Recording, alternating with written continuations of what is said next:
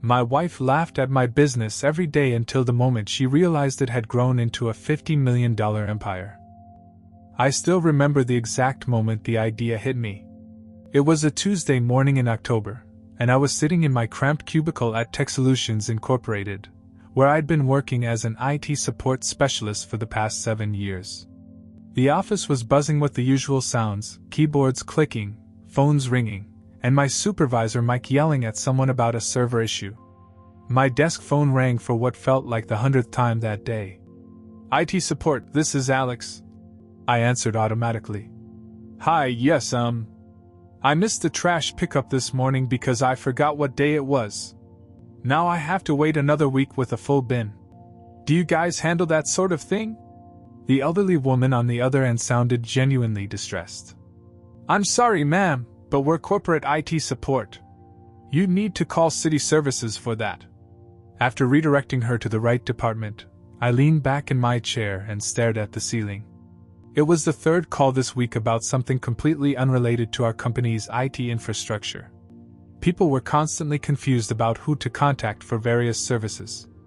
That's when it hit me. What if there was a single app that could centralize all these local services? Something that would send trash pickup reminders, emergency alerts for the neighborhood, even collect local store discounts all in one place. Simple. Useful. Community-based. The idea kept growing in my mind as I drove home that evening. By the time I pulled into our modest suburban driveway, I was buzzing with excitement. Amber's car was already there. She must have left the marketing firm where she worked early. I found her in the kitchen, scrolling through her phone while sipping a glass of wine. Hey, I said, trying to contain my excitement. I had an amazing idea today. Amber glanced up briefly, her perfectly manicured nails still tapping on her phone screen. So I got this call today from an old lady who missed her trash pickup, and it made me think, what if there was an app that could? Can this wait? Denise just texted me about a potential client, and I need to respond. I waited, watching as she typed furiously for 2 full minutes. Amber had always been focused on her career, which I admired, but sometimes I felt like I was just background noise in our home. Okay, done, she said finally, putting down her phone. What were you saying? I took a deep breath and launched into my explanation, the words tumbling out faster than I could organize them.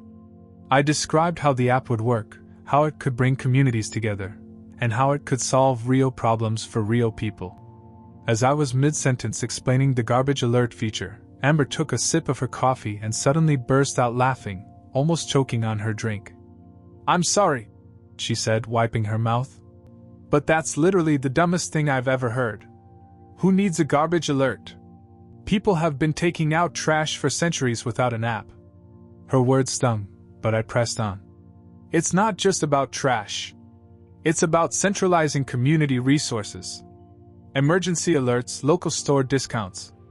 Alex, she interrupted, her tone shifting to what I'd come to know as her patient but exasperated voice. You're an IT support guy, not a tech entrepreneur.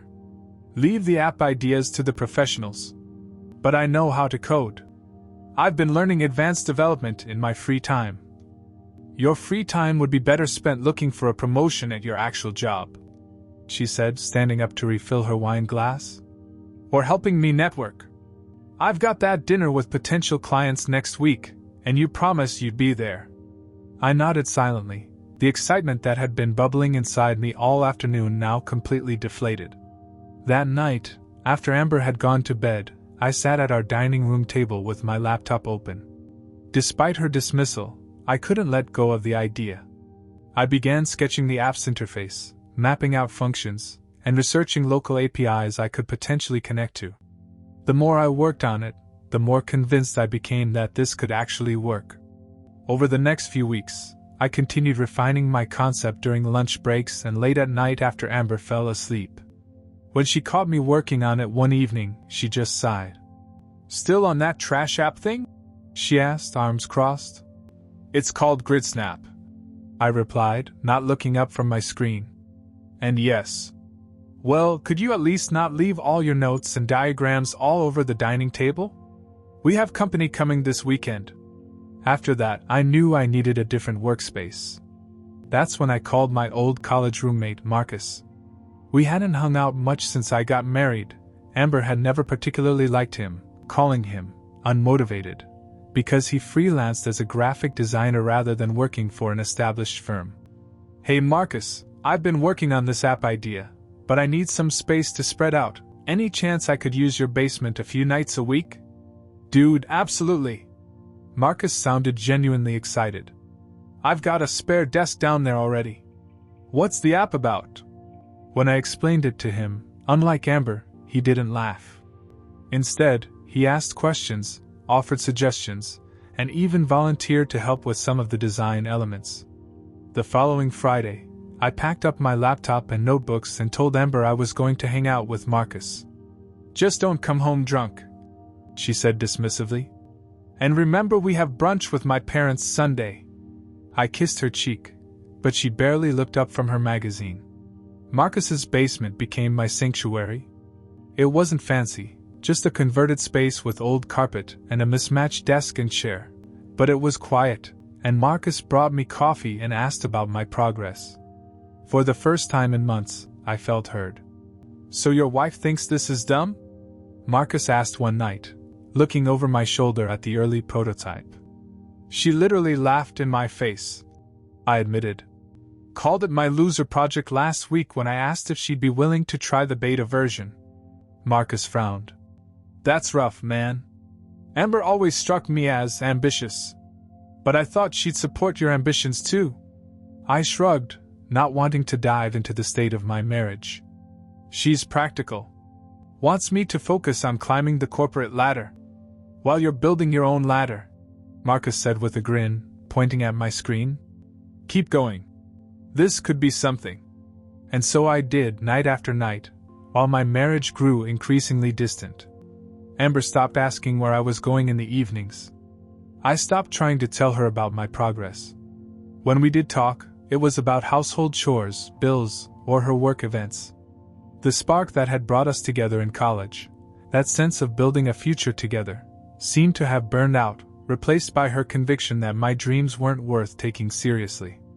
But with every line of code I wrote, with every function I debugged, my conviction grew stronger.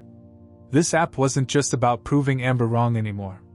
It was about proving something to myself, that I could create something valuable, something that mattered, even if the person who mattered most to me couldn't see it.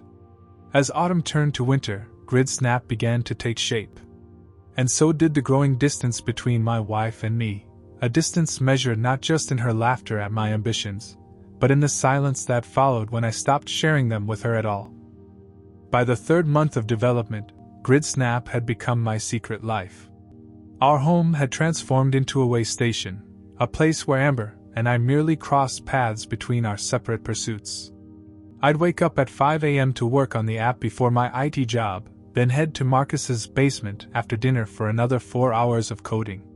The distance between Amber and me grew with each passing day. We used to curl up on the couch together on weekends, planning our future between episodes of whatever show we were binging.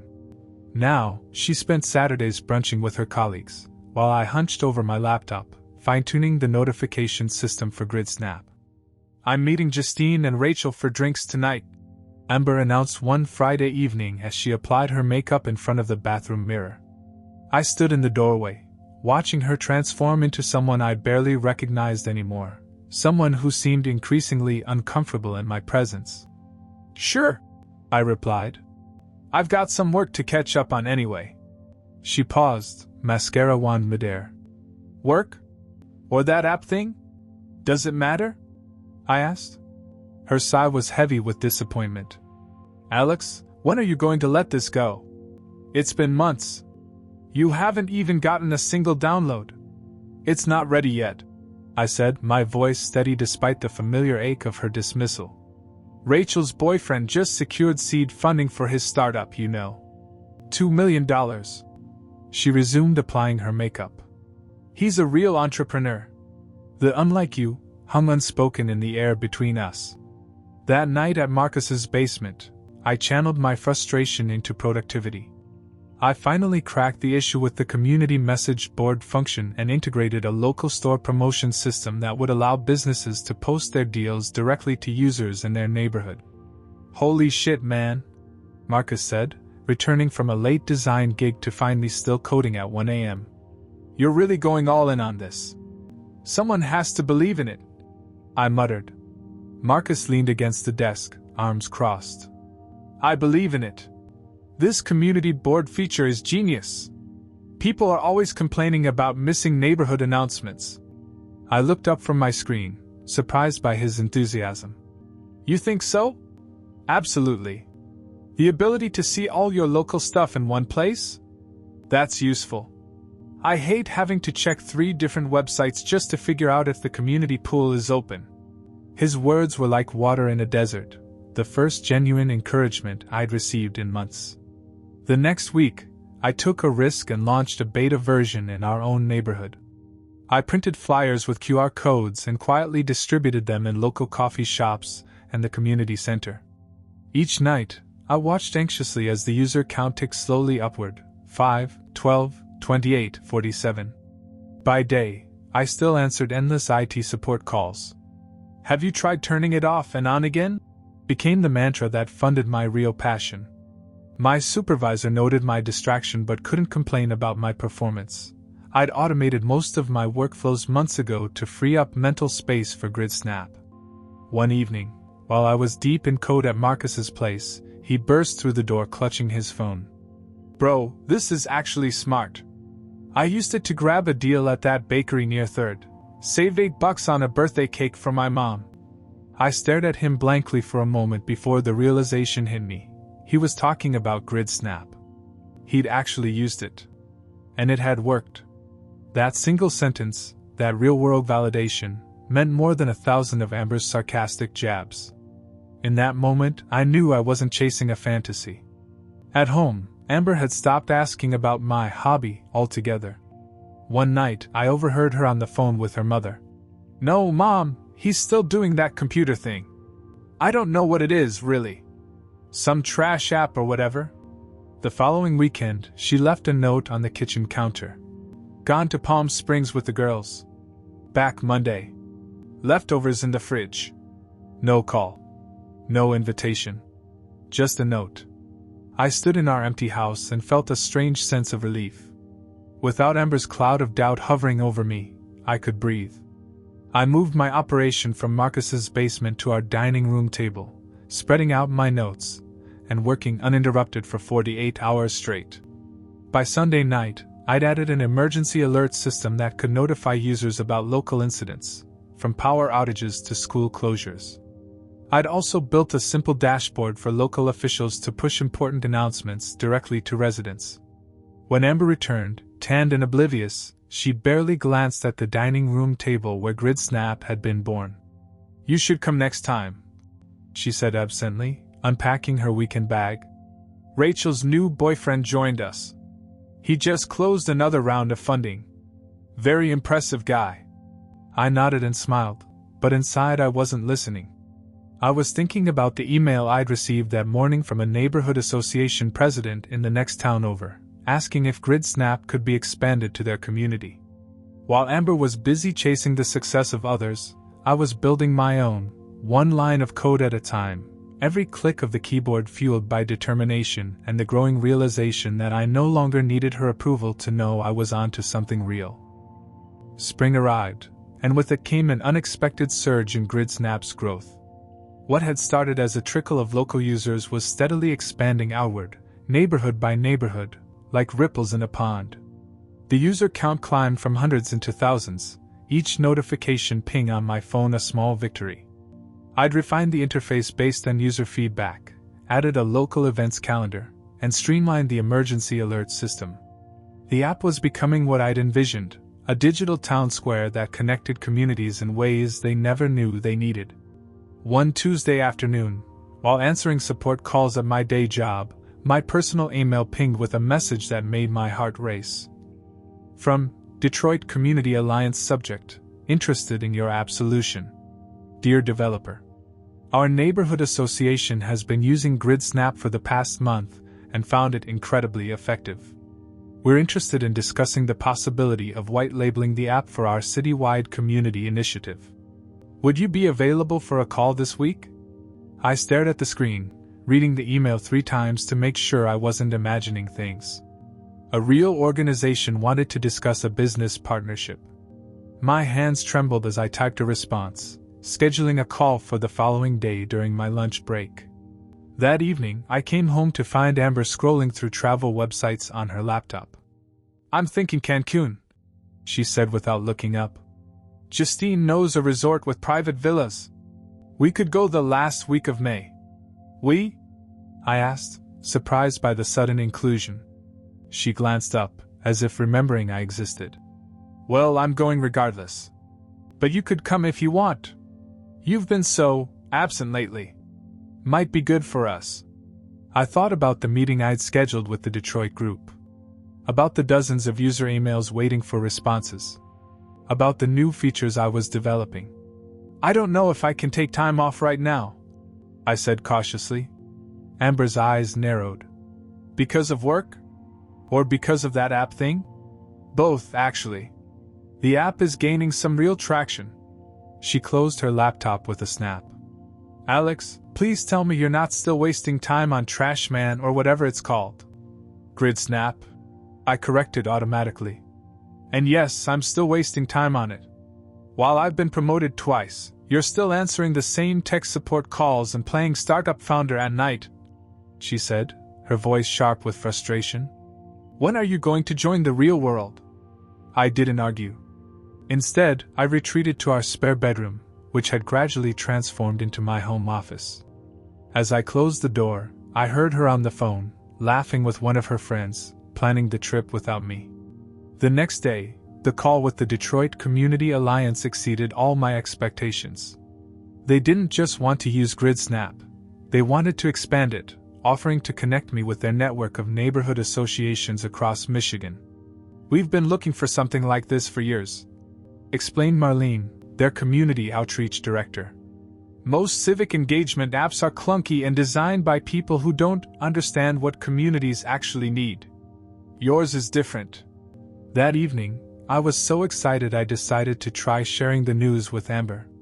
Maybe now she'd see that this wasn't just a fantasy. "The Detroit Community Alliance wants to partner with me," I said as we ate takeout at opposite ends of the dining table. "They think GridSnap could help neighborhoods across the city." She glanced up from her phone. "That's nice, honey. Oh, did I tell you about Kendra's husband? He just got promoted to VP at that tech firm downtown. They're buying a lake house." And just like that, my achievement evaporated into the air between us, less important than the material success of people we barely knew. Over the next few weeks, GridSnap's user base exploded. The Detroit partnership led to connections with community groups in 3 neighboring cities. Forums and neighborhood watch groups began mentioning the app in their meetings.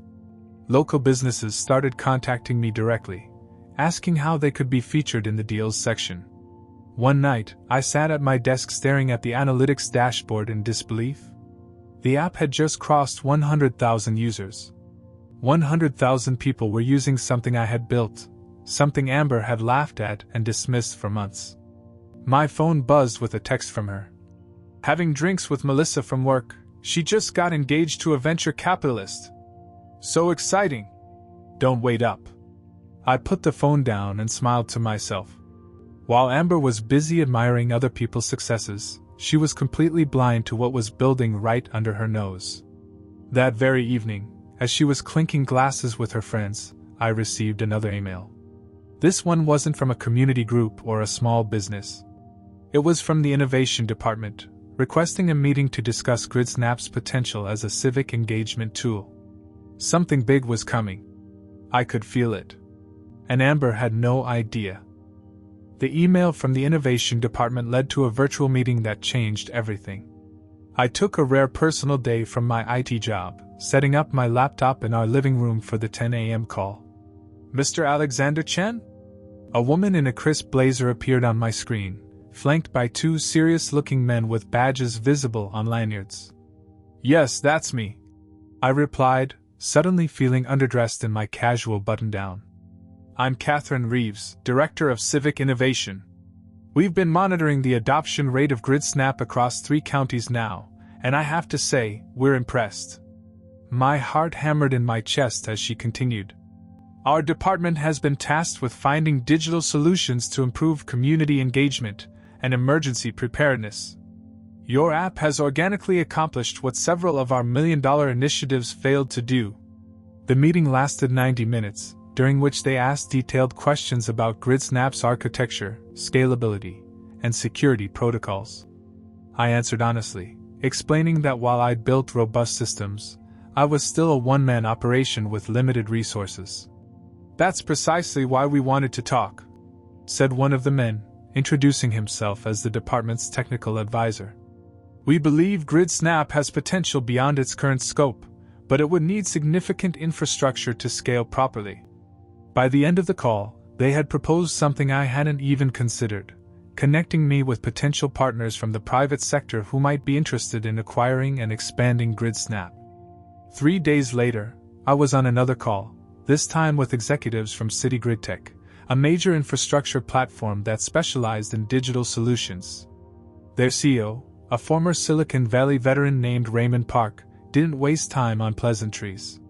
We've reviewed your application architecture and user growth curves. Your user retention is particularly impressive, he said. We'd like to discuss acquisition terms. The conversation that followed seemed surreal. They were proposing to acquire GridSnap, my nights and weekends project, the waste of time Amber had mocked for nearly a year, and scale it into a civic engagement tool across 5 cities initially, with plans for nationwide expansion. I was in the middle of discussing potential integration strategies when I heard the front door open. Amber walked in, dropping her shopping bags on the floor. She froze when she saw me in a video conference, dressed in my best shirt, talking confidently to a screen full of executives. "Who are you talking to?" she mouthed silently, her face a mixture of confusion and annoyance. I held up one finger, asking for a minute. I believe this integration approach would preserve the community-first feeling that users appreciate. I was saying to Raymond. We don't want GridSnap to feel like a corporate tool. Exactly why we want you on board for the transition. Raymond nodded. Let's schedule another call tomorrow to discuss numbers. Our legal team will send over some preliminary paperwork today. As I ended the call, Amber stood with her arms crossed, eyebrows raised. What was that about? She asked. Work stuff, I said vaguely. Your IT job has you in meetings with suits now? She sounded skeptical. It was about GridSnap, actually. Her expression shifted to one of familiar derision. Still playing founder, huh? Who are those people supposed to be? City Grid Tech executives. They're interested in acquiring the app. She laughed, the same dismissive laugh I'd heard 1,000 times. Right. And I'm having lunch with Oprah tomorrow. She picked up her shopping bags and headed upstairs, calling over her shoulder.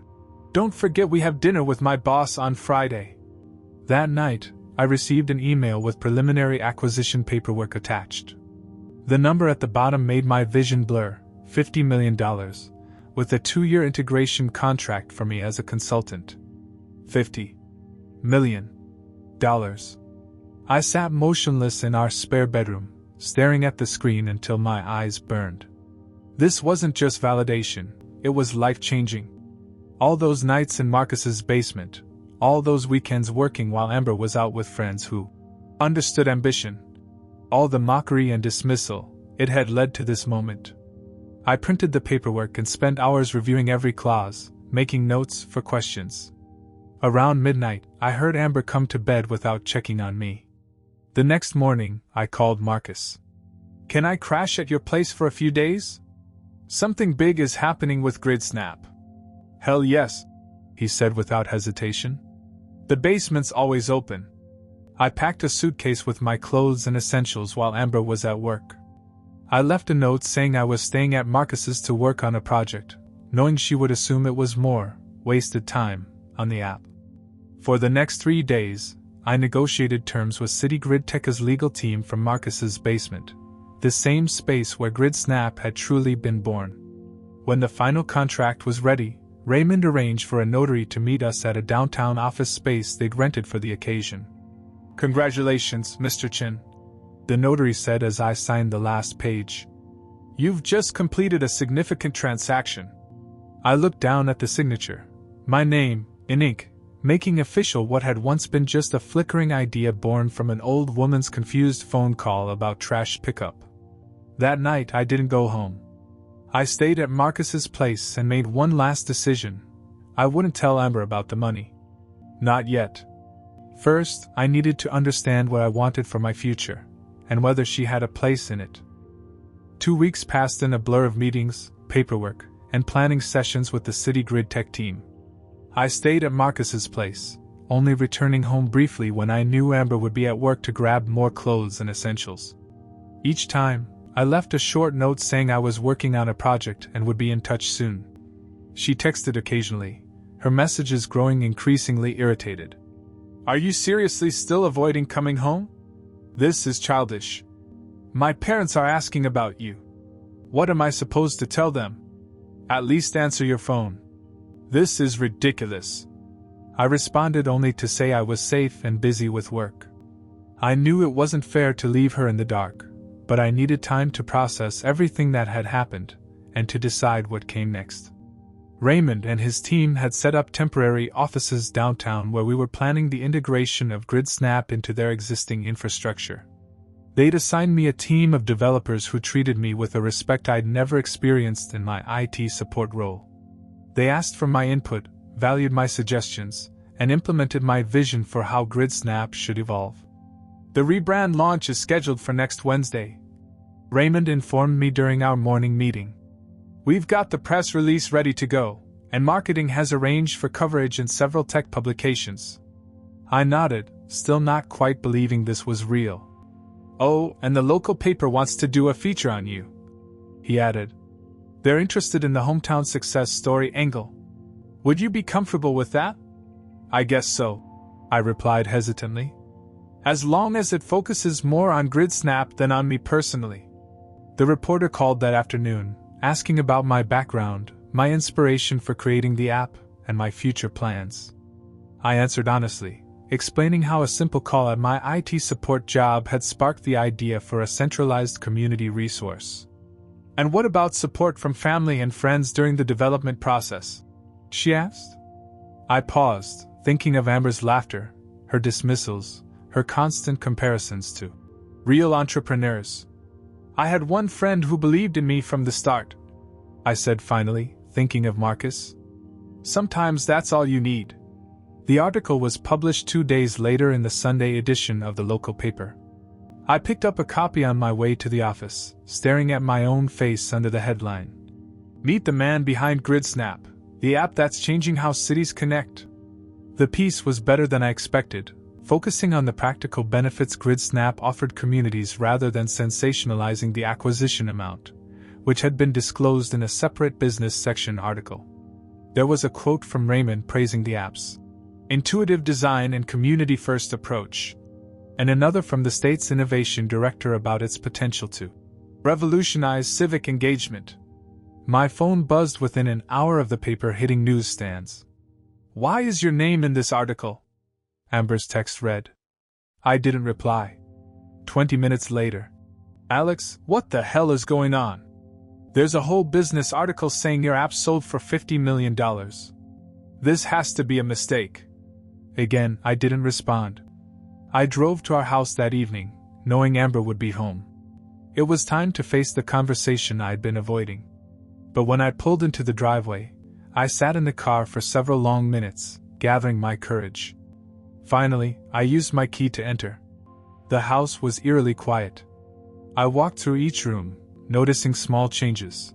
Takeout containers in the trash, a wine glass in the sink, her laptop open on the coffee table with the newspaper article displayed on the screen. When I reached our bedroom, I found Amber sitting on the edge of the bed, staring at my half-empty closet. She looked up when I entered, her eyes red-rimmed. "Is it true?" she asked, her voice hoarse. I nodded. "All this time, you were actually building something real?" Yes. She stood up, taking a step toward me. Why didn't you tell me? Why did I have to find out from the newspaper? Would you have believed me? I asked quietly. You laughed at it from day one. Called it my loser project. Compared me to everyone else's successful partners while dismissing what I was trying to create. Her face crumpled. I didn't know it was real. I didn't know you were serious. I thought it was just, I don't know, a hobby? It was always real to me, I said, even when no one else could see it. She reached for my hand, but I stepped back. Alex, please. We can figure this out. I'm sorry I didn't believe in you. I'm sorry I laughed. The phone in my pocket buzzed again. Raymond, probably with questions about tomorrow's integration meeting. I looked at Amber, at the desperation in her eyes, and felt nothing but tired resignation. I came to get the rest of my things, I said gently. I've signed a lease on a new place. You're leaving me? Her voice broke. Because I didn't believe in your app? No, I replied, opening the closet to grab my remaining clothes. Because you didn't believe in me. As I packed the last of my belongings, Amber's phone began lighting up with notifications. The news was spreading. Her friends, the same ones who had spent months bragging about their successful partners, were suddenly very interested in her app developer husband. Before I left, she pressed a tear-stained note into my hand. I didn't read it until I was back in my car. I didn't know it was real. I didn't know you were serious. Please come back, we can figure this out. But I had already figured it out. I wasn't staying where I was laughed at for dreaming. 3 months after the acquisition, I stood on the rooftop terrace of my new apartment, gazing at the city skyline. Downtown Riverside wasn't exactly New York or San Francisco, but from 15 floors up, the lights sparkled with promise. It was the first city where City Grid Tech had fully implemented the rebranded GridSnap platform, now called CivicLink. The apartment was nothing like the modest suburban house Amber and I had shared. Floor-to-ceiling windows, modern furniture, and enough space to breathe freely. I'd hired a decorator because I hadn't known where to begin with all the empty rooms. Sometimes I still wandered through them at night, marveling at how quickly life could change. My phone buzzed with a notification, a community emergency alert about a water main break 3 blocks away. I smiled, watching the system I'd built deliver crucial information instantly to thousands of residents. According to the analytics dashboard on my laptop, over 2,500 people had already viewed the alert in the first 2 minutes. Raymond had kept his promise. I remained deeply involved in CivicLink's evolution as Chief Innovation Consultant, a title that still felt strange on my business cards. My days were filled with meetings where people actually listened to my ideas, brainstorming sessions where no concept was dismissed with laughter, and the occasional speaking engagement at tech conferences where attendees asked for my autograph. The doorman called up just as I was making dinner. Mr. Chin, there's a Ms. Justine Parker here to see you. Says she's an old friend. I frowned. Justine, one of Amber's friends. The one who always had stories about her cousin who worked at Google. Send her up, please. When I opened the door, Justine stood there in an outfit that looked like it had been carefully selected for this visit, her smile too bright to be genuine. Alex! Wow, this place is amazing. She gushed, stepping inside without waiting for an invitation. Thanks, I replied cautiously. What brings you by, Justine? She wandered to the windows, admiring the view. Oh, I was in the area for a client meeting. Thought I'd see how you're doing. We've all missed you at the usual gatherings. I doubted she'd miss me at all. In the 3 years I'd been married to Amber, Justine had barely acknowledged my existence. How's your startup going? She asked, turning to face me.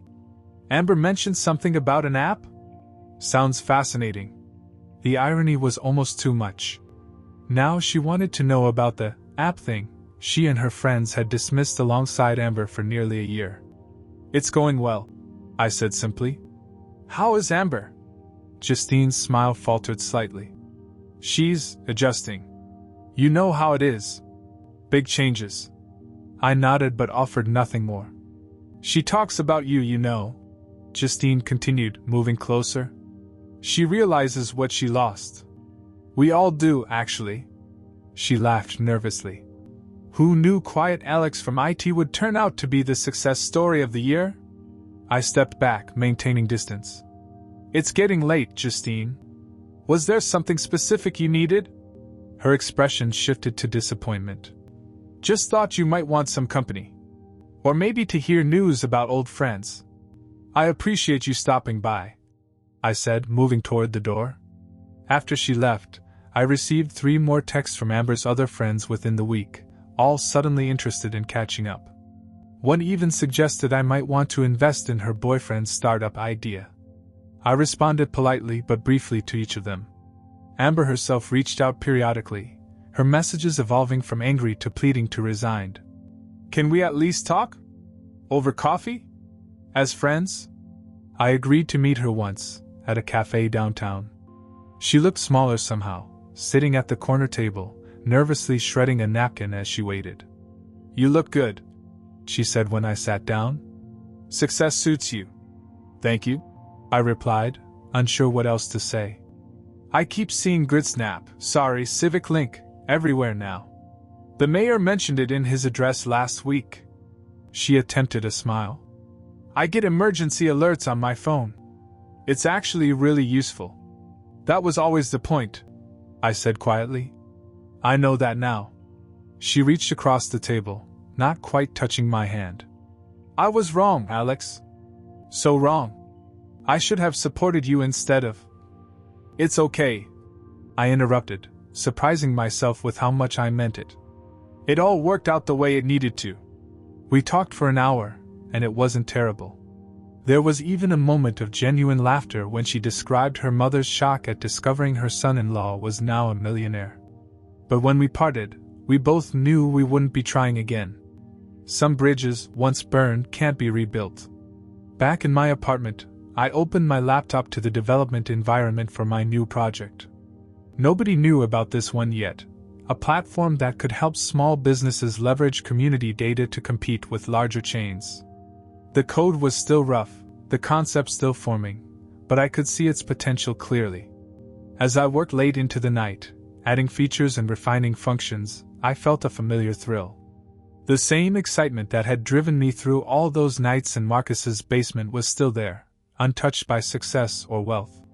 Sometimes my phone would ping with an emergency alert from Civic Link, a road closure, a community event, a weather warning. Each notification reminded me of how far I'd come. But the best part?